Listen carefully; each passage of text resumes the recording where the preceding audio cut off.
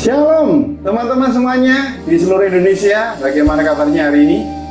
Doa saya supaya kalian semuanya dalam kasih dan anugerah Tuhan yang menaungi segala akal dan pikiran kita. Hari ini bersama dengan saya Yusak, hari kita akan belajar pendidikan agama Kristen dan budi pekerti kelas 8, bab yang ke-9, tantangan iman masa kini. Sebelum kita masuk lebih dalam, mari kita berdoa. Bapa di surga, terima kasih hari ini kami mau belajar materi untuk kelas agama Kristen, tantangan iman. Tolong kami untuk kami tetap kuat di dalam Engkau, karena Engkau adalah kekuatan dan sumber hidup kami. Di dalam nama Bapa, Putra dan Roh Kudus Allah kami yang Esa. Amin. Untuk mengenal materi hari ini, sebaiknya kita akan belajar tujuan pembelajarannya. Ya, tujuan pembelajaran kita hari ini yang pertama, nanti teman-teman diharapkan bisa mensyukuri diri atas kemampuan yang Allah beri dalam menghadapi tantangan. Ya.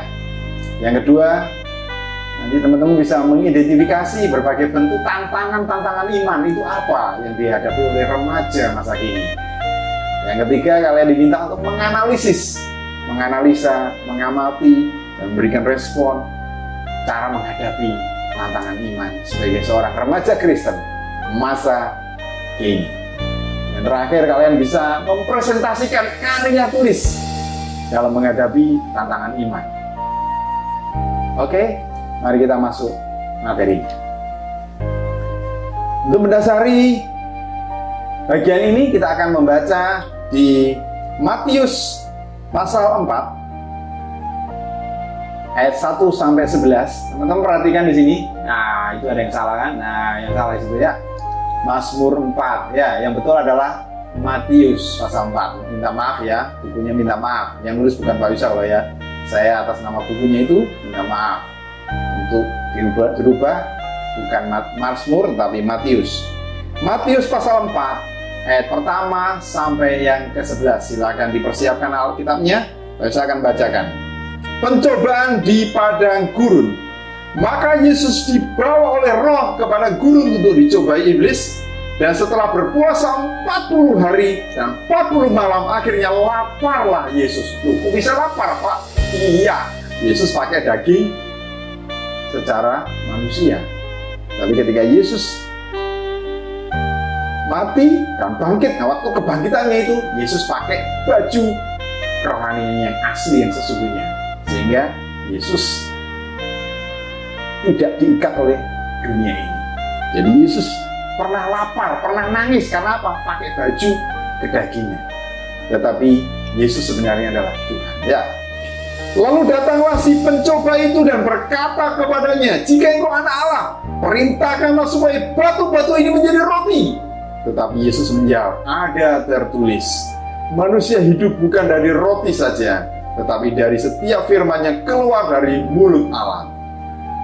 Kemudian iblis membawanya ke kota suci dan menempatkan dia di bumbungan bait Allah. Lalu berkata kepadanya, "Jika engkau anak Allah, jatuhkanlah dirimu ke bawah, sebab ada tertulis mengenai engkau, ia akan memerintahkan malaikat-malaikatnya, dan mereka akan menatang engkau di atas tangannya, supaya kakimu jangan terantuk kepada batu." Yesus berkata kepadanya, "Ada pula tertulis, janganlah engkau mencobai Tuhan Allahmu." Lalu iblis membawanya pula ke atas gunung yang sangat tinggi dan memperlihatkan kepadanya semua kerajaan dunia dengan kemegahannya, dan berkata kepadanya, "Semua itu akan kuberikan kepadamu jika engkau sujud menyembah aku." Maka berkatalah Yesus kepadanya, "Enyahlah iblis, sebab ada tertulis, engkau harus menyembah Tuhan Allahmu, dan hanya kepada Dia sajalah engkau berbakti." Ayat yang ke-11, lalu iblis meninggalkan dia, dan lihatlah malaikat-malaikat datang melayani Yesus.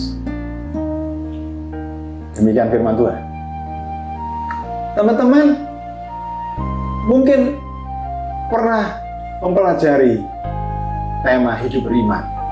Bagaimana memelihara iman, hidup berpengharapan, serta dampak dari hidup beriman dan berpengharapan.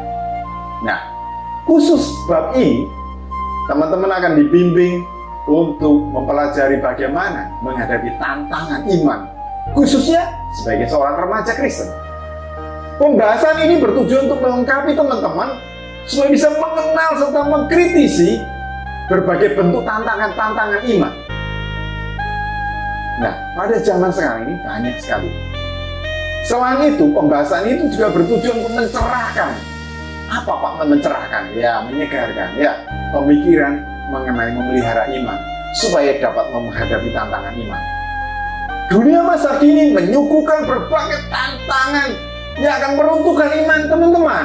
Oleh sebab itu, firman Tuhan ini akan menjadi pedoman kalian, petunjuk supaya kalian tidak gagal dan kembali datang kepada Tuhan. Oleh karena itu, pembelajaran ini akan menyadarkan kalian mengenai tantangan yang harus kalian hadapi sehingga menang atas tantangan iman. Selain itu, pembelajaran ini juga memberikan arahan bagaimana teman-teman bisa bersikap dan menghadapinya supaya tetap bertumbuh di dalam iman. Oke, tantangan iman sekarang pada masa kini. Ada sebuah blog yang ditulis oleh orang muda. Mereka menulis hal yang berkaitan dengan remaja.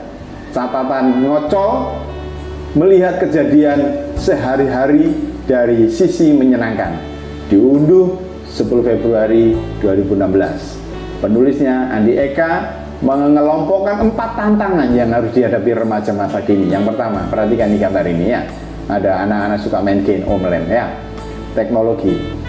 Teknologi khususnya berkaitan dengan teknologi komunikasi dan informasi adalah berkat yang diterima oleh manusia dalam rangka membantu manusia menjalani hidup secara efektif dan efisien. Teknologi ini menolong manusia untuk menyebarkan ilmu pengetahuan, kebaikan, serta berbagai upaya kemanusiaan demi kepentingan manusia. Namun, perhatikan, di sisi lain, teknologi juga dapat menyebabkan berbagai penyimpangan moral dan etika yang cenderung mengurangi atau meredusir rasa kemanusiaan terhadap di dalamnya nilai-nilai etika dan moral. Internet, manusia dapat memperoleh berbagai macam informasi yang positif maupun yang negatif. Salah satu aspek negatif adalah pornografi yang ditengarai menjadi penyebab timbulnya penyimpangan dan kejahatan seksual di kalangan remaja maupun orang tua. Waktu yang seharusnya dipakai untuk melakukan banyak hal yang positif tersita oleh aktivitas dunia maya dan permainan game. Hubungan antar manusia menjadi kering karena orang lebih cenderung berbincang di dunia maya daripada bertemu langsung secara personal dan pribadi. Proses sosialisasi manusia diganti oleh teknologi. Betapa menyedihkan. Mungkin kalian adalah masuk kelompok fase ini. Jadi kamu ada orang tua, ada papa mama, ada kamu, kakakmu, adikmu, semuanya pegang HP dan tidak saling ngomong. Ya, itu yang terjadi. Nanti ada hal yang miss di sana.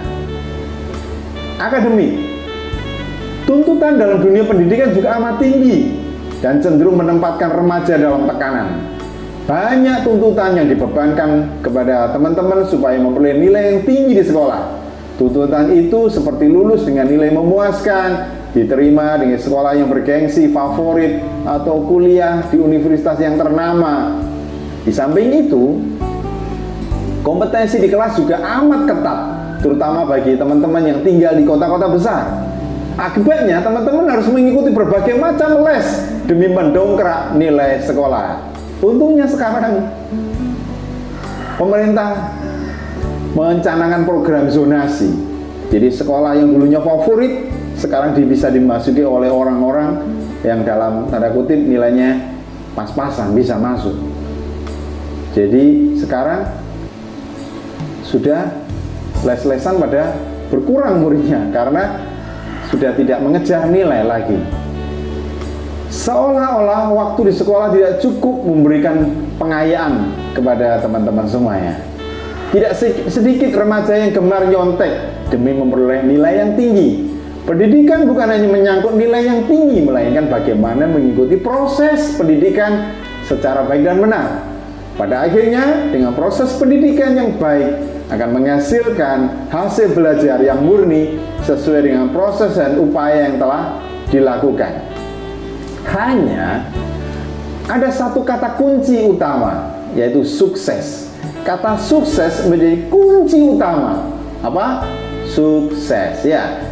Kunci utama, hal itu positif. Namun jika dicapai melalui proses ataupun jalan yang tidak benar, maka nilai proses itu sendiri juga tidak ada artinya, tidak ada gunanya. Berbagai tekanan yang ada dapat menyebabkan para remaja cenderung cepat marah dan tidak sabar. Jadi teman-teman, hal inilah yang menyebabkan remaja dapat melakukan kekerasan terhadap sesama remaja maupun kepada orang lain ketika menghadapi permasalahan.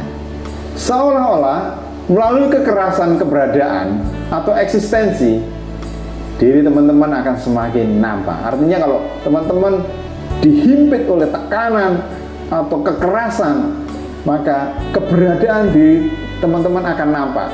Teman-teman itu akan menampak baik atau jahat melalui pergumulan ujian itu tadi. Maksudnya seperti itu. Nah, ini yang marak sekarang.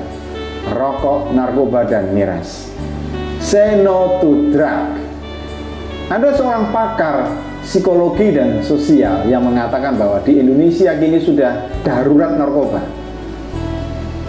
Jadi memang betul hari ini darurat narkoba. Tahun 2018, 19, 20 DKI Jakarta dan Jawa Timur itu tinggi narkobanya, pasarnya tinggi, dan anak-anak remaja SMP, SMA, bahkan SD pun sudah memakai narkoba. Nah, bagaimana kita mengantisipasi ini? Salah satu TV swasta terkenal, Berita Pagi, tanggal 24 Februari 16, menampilkan berbagai aparat keamanan menangkap oknum anggota TNI yang mengkonsumsi narkoba. Orang dari berbagai usia telah menjadi korban narkoba dan obat-obat terlarang. Berbagai jenis obat terlarang dicampur ke dalam berbagai makanan seperti permen, coklat, es krim, rokok, dan lain-lain. Betapa menakutkan dunia yang kita lalui ini, ya. Ini bukan merupakan hal yang aneh, tetapi kita harus saksikan bahwa remaja SMP bahkan SD merokok itu sudah dianggap sesuatu yang biasa. Seolah-olah remaja kalau nggak ngerokok nggak keren, nggak gaul. Pemahaman ini tuh konyol. Jadi gaul nggak ada hubungannya sama rokok, gaul nggak ada hubungannya sama minum, gaul nggak ada hubungannya sama narkoba. Karena mereka terikat, makanya dia keluar-keluar supaya dia punya bawa teman gitu loh. Nah, kalian adalah mangsanya. Ini perilaku yang menyimpang. Remaja yang gaul adalah remaja yang dekat dan karib dengan Tuhannya. Amin. Remaja yang gaul adalah remaja yang apa? Gaul dan karib dengan Tuhan. Suka membaca firman, memuji, menyembah Tuhan, berdoa, bersyafaat untuk keluarganya. Bukan uangnya dari mana? Kamu kerja di mana? Kamu sudah punya uang? Uang aja udah minta orang tua, habis minta lagi. Nah, ayo sadar dirilah. Hormon sekarang, perubahan hormon yang terjadi di usia remaja menyebabkan beberapa hal. Salah satunya adalah rasa timbulnya ketertarikan pada lawan jenis. Ini wajar, ya. Hal itu wajar sesuai dengan perkembangan psikologi, biologis, dan fisik remaja. Namun ketika teman-teman tidak mampu mengontrol, nah ini bahayanya di situ. Teman-teman tidak bisa mengontrol, maka akan menjadi hal yang menyimpang. Penyimpangan itu dapat diperoleh apabila remaja tersebut telah kecanduan terhadap pornografi. Pornografi itu merusak mental dan moral seseorang. Mengapa demikian? Pornografi merusak, bisa menyebabkan timbulnya keinginan atau mempraktekkan apa yang ditonton. Selain 4 tantangan di atas, teman-teman bisa menambahkan beberapa tantangan yang sesuai dengan apa yang teman-teman alami. Identifikasi berbagai tantangan yang teman-teman hadapi, kemudian tuliskan dalam satu lembar, kemudian diskusikan dengan temanmu di grup WA atau Instagram atau media sosial yang lainnya. Nah, teman-teman bisa menambahkan hal yang belum tercantum dalam pembahasan. Ya, diskusikan masalah-masalah yang dihadapi oleh remaja masa kini apa. Kemudian kembangkan, kemudian cari solusinya. Misalnya, oh di sekolah saya pernah terjadi, adik tingkat saya atau kakak tingkat saya bernama bla bla bla bla sedang melakukan aktivitas narkoba. Kemudian pengalaman itu memukul saya sehingga saya harus lebih hati-hati, contohnya seperti itu. Kemudian berikan solusinya. Mengacu pada bagian Alkitab yang menjadi rujukan pada pembelajaran ini, kita dapat mengkaji bagaimana Alkitab memperkuat kita dalam menghadapi tantangan. Ya, kita tadi sudah membaca yang Matius pasal 4, menuliskan pencobaan di padang gurun. Maka Yesus dibawa oleh Roh ke padang gurun untuk dicobai iblis. Dan setelah berpuasa 40 hari 40 malam, akhirnya laparlah Yesus. Lalu datanglah si pencoba itu dan berkata kepadanya, jika engkau anak Allah, perintahkanlah supaya batu-batu ini menjadi roti. Yesus menjawab, ada tertulis, manusia itu gak hidup dari roti saja, tapi dari setiap firman yang keluar dari mulut Allah. Kamu belum tahu ya? Jawab seperti itu ya. Kemudian iblis membawa Yesus lagi ke kota suci dan menempatkan dia di bubungan bait Allah. Lalu berkata kepadanya, jika engkau anak Allah, jatuhkanlah dirimu ke bawah. Sebab ada tertulis, mengenai engkau, ia akan memerintahkan malaikat-malaikatnya, dan mereka akan menantang engkau di atas tangannya, supaya kakimu jangan terantuk kepada batu. Yesus menjawab, ada tertulis, jangan engkau mencobai Tuhan Allahmu. Iblis bawa lagi ke atas gunung yang tinggi dan perlihatkan kepadanya semua kerajaan dunia yang megah. Dengan kemegahannya dan berkata kepadanya, semua ini kuberikan kepadamu jika engkau sujud menyembah aku. Yesus berkata kepadanya, enyahlah iblis, pergi kamu, sebab ada tertulis, engkau harus menyembah kepada Tuhan Allahmu, dan hanya kepada Dia sajalah engkau harus berbakti. Lalu iblis meninggalkan dia, dan lihatlah malaikat-malaikat datang melayani Yesus. Tantangan pertama yang diberikan iblis kepada Yesus berkaitan dengan makanan. Hal ini menyangkut tubuh, atau yang disebut Paulus sebagai keinginan daging. Keinginan daging berlawanan dengan keinginan roh ya. Selanjutnya Rasul Paulus mengatakan keinginan daging membawa kepada kebinasaan, tetapi keinginan roh membawa kepada keselamatan. Iblis tahu bahwa kelemahan terbesar manusia kita adalah keinginan daging. Bagaimana relevansinya dengan tantangan? Penerapannya bagaimana dengan tantangan kita sebagai seorang remaja? Ya, teknologi, rokok, minuman keras, narkoba, hormonal dapat dikatakan sebagai keinginan daging manusia. 3 hal tersebut akan memuaskan tubuh manusia, baik perut atau mata yang dapat menikmati pornografi, game, hubungan sosial di dunia maya, menikmati tubuh yang dapat diperoleh manusia melalui beberapa aspek. Namun semuanya bersifat sementara.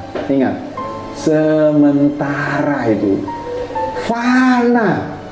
Kamu mau ngejar itu, silakan. Tetapi saya mau menegaskan, itu sementara. Percuma kita mengejar hal yang sementara itu, sia-sia. Kejarlah kekekalan yang dari Tuhan. Pornografi akan menimbulkan banyak angan-angan yang pada akhirnya mendorong kita untuk mempraktekkan apa yang kita lihat, sehingga terjadi penyimpangan yang merusak moral kita. Rokok juga, minuman keras, obat-obatan terlarang hanya nikmat sesaat, tetapi ujungnya sekarat ya. Namun pada akhirnya akan menghancurkan, menggerogoti hidupmu, akan merusak fisikmu, mentalmu, ingatanmu, rusak kabeh yo gara-gara rokok dan narkoba dan kejahatan-kejahatan yang lainnya yang bersamanya. Tantangan yang kedua adalah kesombongan. Ya, ingat, kalau udah bisa, kadang-kadang lupa. Aku bisa. Gak iso, aku tak sing iso. Kono su. Kono gak duwe, aku duwe ya. Sana nggak punya, aku punya. Itu kesombongan. Iblis mengira Yesus akan terprovokasi dan menjatuhkan dirinya dari ketinggian untuk membuktikan bahwa dirinya adalah anak Allah. Terkadang karena kesombongan atau harga diri yang tidak pada tempatnya, remaja akan melakukan hal-hal yang menyimpang demi membuktikan harga dirinya. Remaja mudah sekali terprovokasi untuk melakukan penyimpangan dengan alasan membuktikan keberadaannya dirinya. Misalnya kalau ada remaja yang tidak merokok, minuman keras, atau mengonsumsi obat terlarang, dikatakan nggak keren, cupu. Mereka cenderung ditolak dari kelompok pertemanan. Contoh lainnya misalnya demi memperoleh nilai yang bagus, nyontek. Ya, tantangan yang ketiga, kekuasaan. Remaja senang dihargai, diberi kepercayaan. Remaja biasanya menuntut kebebasan dan kepercayaan yang terlalu berlebihan, sehingga mereka tidak mampu memanfaatkan kepercayaan atau kemerdekaannya itu secara bertanggung jawab. Remaja cenderung mendengarkan teman daripada nasihat orang tua. Dianggap mendengarkan nasihat teman itu lebih penting. Orang tuaku kuno, tradisional. Lebih baik saya fokus sama teman-temanku aja. Ingat, yang tradisional itu yang tulus. Ya, jangan melihat orang tua atau orang lain dari kakunya atau tradisionalnya. Lihatlah motivasinya. Mendengarkan teman lebih penting, namun mendengarkan orang tua jauh lebih penting. Karena orang tua itu punya pengalaman juga, yang selalu mengingatkan kalian untuk memberikan yang terbaik kepada anak-anaknya. Setelah membaca dan membuat identifikasi tantangan yang dihadapi oleh remaja masa kini, dalam pembelajaran firman Tuhan ini, kalian diminta untuk membuat gambar diri, ya, profil gambar diri tantangan yang dihadapi. Nah, gambarannya seperti ini, perhatikan seperti ini gambarannya ya. Nah, bagaimana profil dirimu? Kalian coba bercermin. Ini bukan teori lah ya, bukan teori, tapi praktek. Apa yang kalian sudah praktekkan hari ini? Ya, tolong jujur kepada Tuhan. Kalau engkau jujur, maka Tuhan akan memulihkan engkau. Tuhan senang sekali dengan orang yang jujur. Ya, perhatikan. Yang pertama, ketika kamu ditawari rokok. Iya Pak, kemarin temanku nawari, tak terima Pak. Nah, berarti kamu gagal dalam menolak tawaran ini. Kemudian jangan komentar, Pak kenapa sih nggak boleh rokok? Loh, pemerintah aja loh menuliskan merokok merusak tubuhmu, rokok merusak jantungmu. Nah, jantungmu sendiri aja nggak kamu sayangi, apalagi kamu menyayangi orang lain. Kamu sendiri loh nggak nyayangi dirimu sendiri.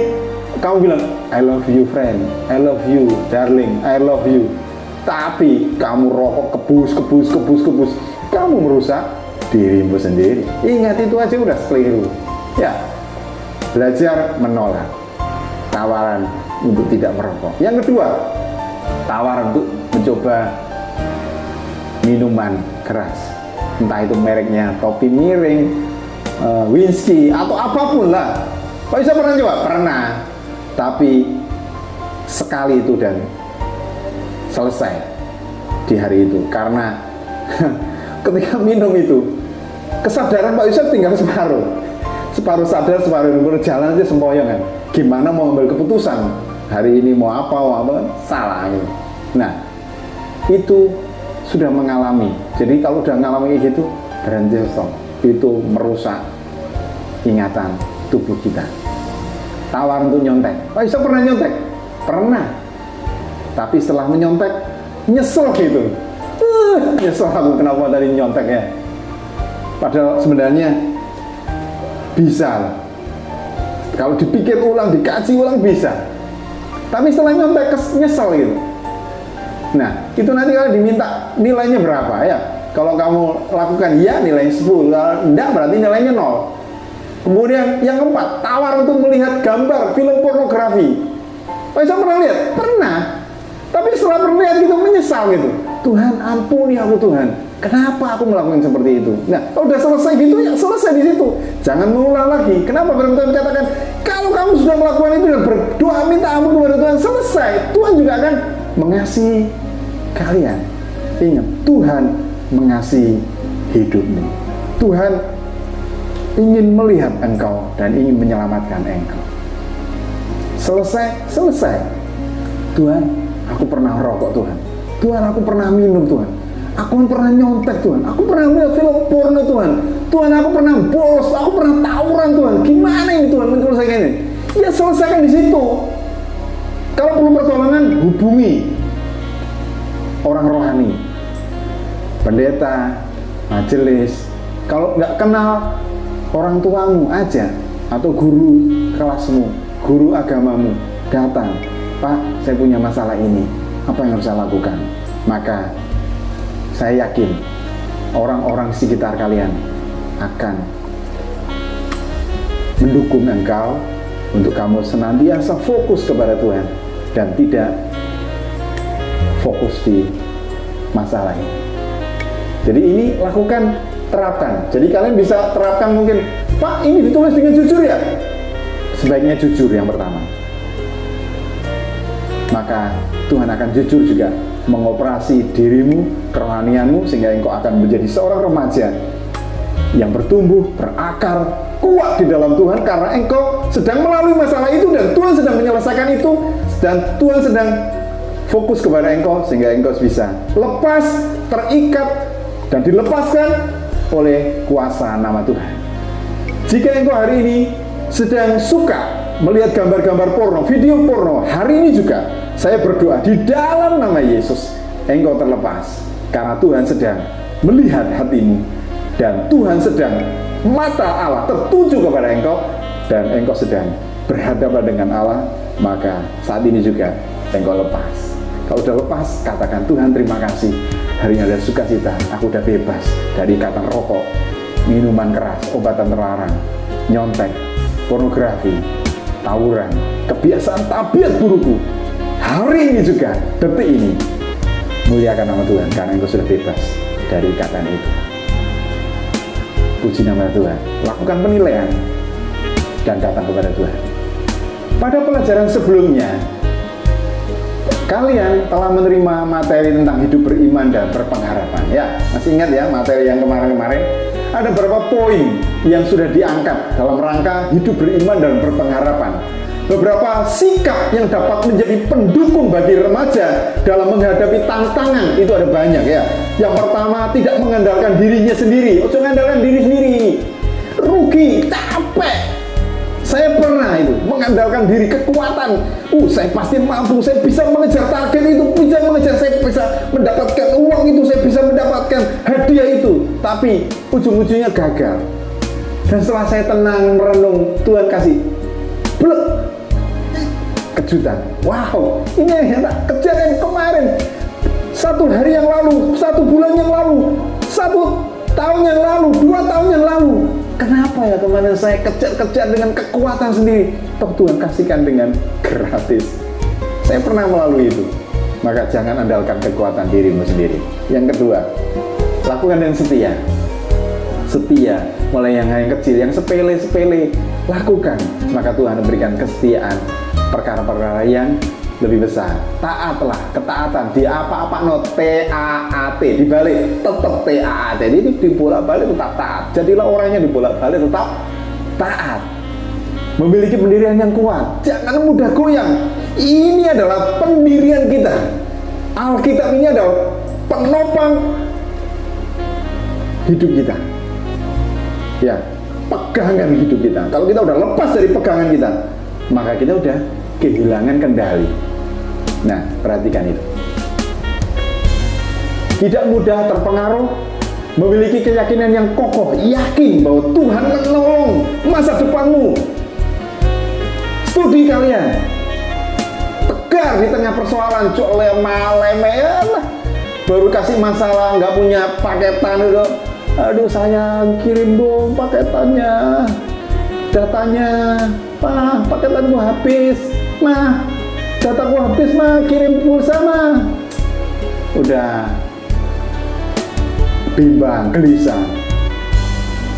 Jadilah remaja yang kokoh kuat dalam menghadapi persoalan. Berani menanggung resiko. Kalau sudah ambil keputusan, saya akan ke kiri. Ketika ke kiri itu ada masalah, ya ambil itu masalah. Saya akan ke kanan, ada masalah, ya lakukan itu. Jangan pelin-pelan. Kalau sudah ambil keputusan itu resikonya, ya terima itu sebagai sebuah pengalaman yang mencambuk kita untuk bisa maju, meningkat untuk kesuksesan yang gemilang. Selanjutnya, tidak mengenal putus asa. Itu dijelaskan di 1 Samuel 21 ya, sampai 24, 26, 27. Berpegang teguh pada janji Allah. Jadi ini luar biasanya Tuhan. Tuhan memberikan janji, aku akan memberi kekuatan kepada ketika engkau mengalami masa penderitaan. Tuhan akan selalu memberikan kekuatan dan keteguhan ketika kita di dalam pergumulan. Nabi Yeremia menulis, diberkatilah orang yang mengandalkan Tuhan, yang menaruh harapannya pada Tuhan. Ia akan seperti pohon yang ditanam di tepi air, yang merambatkan akar-akarnya ke tepi batang air, dan yang tidak mengalami datangnya panas terik, yang daunnya tetap hijau, dan yang tidak khawatir pada tahun kering, dan yang tidak berhenti menghasilkan buah. Mari kita menjadi orang-orang yang mengandalkan Tuhan. Seperti kita menancapkan hidup kita di pinggiran sungai, di mana sungai itu tidak pernah kering. Maka sungai itu gambaran Allah. Ketika kita tinggal di dalam Allah, kita dia akan mengalami datangnya masa kering, masa paceklik, atau kekeringan, atau permasalahan, karena kita tinggal di dalam Tuhan. Allah memberi kekuatan kepada setiap orang yang percaya untuk mampu menghadapi tantangan hidup. Apabila kita benar-benar mengandalkan Allah, memiliki pendirian yang teguh, serta keyakinan yang kokoh pada janji bahwa Allah menyertai kita, maka kita akan terus bertumbuh di dalam iman kepada Dia. Dengan begitu, tantangan atau ujian yang kita akan lalui itu, kita akan mengalami keteguhan hati, keteguhan iman. Dengan kita setia, taat pada janji Allah, dan tidak mudah terpengaruh oleh tantangan atau tawaran yang merugikan hidup kita. Kita harus lebih kuat dalam pertahanan kita, untuk kita tetap setia, berdoa, beribadah, membaca firman Tuhan, karena itu adalah kekuatan yang natural yang Allah akan berikan dalam hidup kita. Puji Tuhan. Teman-teman, kita sampai kepada kesimpulan materi ini. Tidak ada manusia yang hidup tanpa tantangan. Hanya orang mati saja yang nggak punya tantangan hidup. Semua orang dalam segala usia harus dan pernah menghadapi tantangan.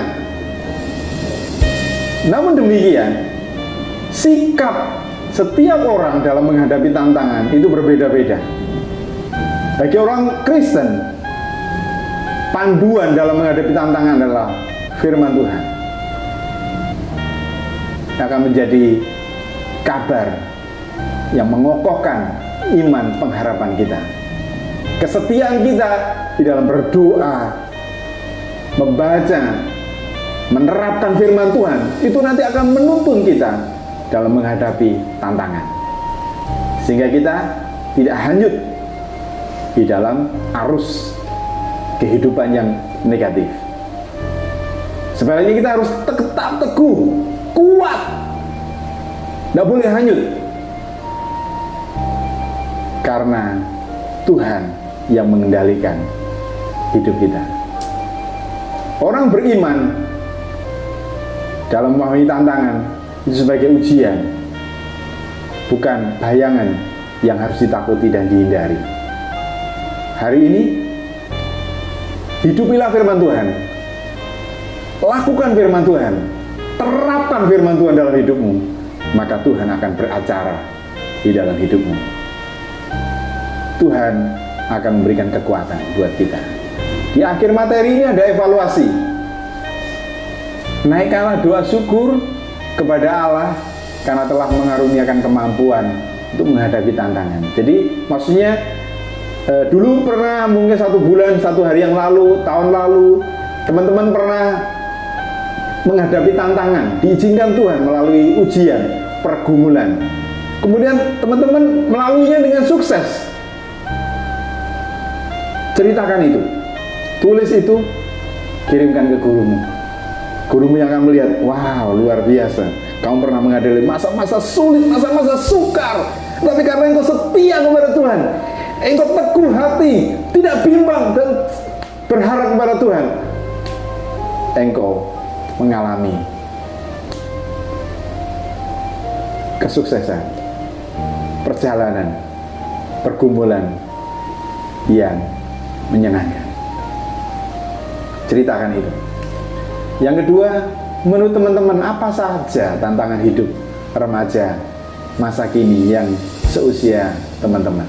Tuliskan minimal 2, kemudian bisa lebih. Tulis, kemudian bagaimana cara mengatasi ini, dan itu akan menolong teman-teman untuk bisa bercerita kepada orang. Oh, saya dulu pernah mengalami ini, terikat oleh ini. Yakinlah, dekati kalau perlu teman itu, terapkan itu, kesaksikan itu, sampaikan. Maka orang yang mengalami pergumulan yang teman-teman pernah hadapi, ketika teman-teman ceritakan itu, dan sana dan langsung dia pasti akan percaya karena dia punya hubungan yang baik dengan kalian, dan kalian bisa menjadi berkat buat orang lain. Mari kita tutup bagian ini dengan berdoa, datang kepada Tuhan. Bapa di surga, terima kasih untuk tantangan yang Engkau izinkan terjadi dalam hidup saya, dalam hidup kami sebagai seorang remaja. Kami tahu Tuhan, kami hidup melewati tantangan, pergumulan, permasalahan yang berat Tuhan. Orang lain mungkin tidak pernah mengalami tantangan yang saya alami Tuhan. Tolong Tuhan, berikan kami kekuatan-Mu, karena kami tidak mampu. Ya Tuhan, hanya Engkau Allah yang memberikan kemampuan kepada kami. Tolong kami Tuhan, untuk kami senantiasa tetap berpendirian kepada pegangan, yaitu firman-Mu. Karena firman-Mu adalah kekuatan kami. Engkau Allah yang di atas kekuatan kami, mampu melalui masalah yang pernah kami alami. Kalau Engkau pernah diuji, berhasil, kami mau Tuhan, Engkau juga akan menolong teman-teman kami Tuhan, yang ada di hadapan kami saat ini. Tuhan tolong pergumulan teman-teman kami yang ada di pelosok, di kota, di manapun berada. Tuhan tolong lepaskan setiap ikatan-ikatan di dalam nama Yesus. Kekuatan Allah itu membebaskan dan memerdekakan, memulihkan hidupnya, sehingga kesaksian Tuhan dinyatakan melalui remaja-remaja Kristen masa kini yang hidup kuat kokoh oleh karena Tuhan mendukung iman pengharapannya. Terima kasih Bapa, kami memuliakan nama Engkau karena Engkau Allah adalah Tuhan kami yang memerdekakan, memenangkan hidup kami, sehingga kami tidak terikat hanyut oleh arus dunia ini yang membodohkan hidup kami, tetapi kami sebaliknya datang kepada Engkau sebagai pemilik hidup kami. Terima kasih Bapa. Kami kembalikan pujian, hormat, syukur kami kepada Bapa yang kekal, Bapa yang mengasihi kami, di dalam nama Bapa, Putra dan Roh Kudus, Allah kami yang esa. Amin. Terima kasih sudah mengikuti materi Bapak mulai awal sampai akhir. Kita akan bertemu pada materi-materi selanjutnya yang diajar oleh guru-guru yang hebat dari seluruh Indonesia. Tuhan Yesus memberkati. Puji Tuhan.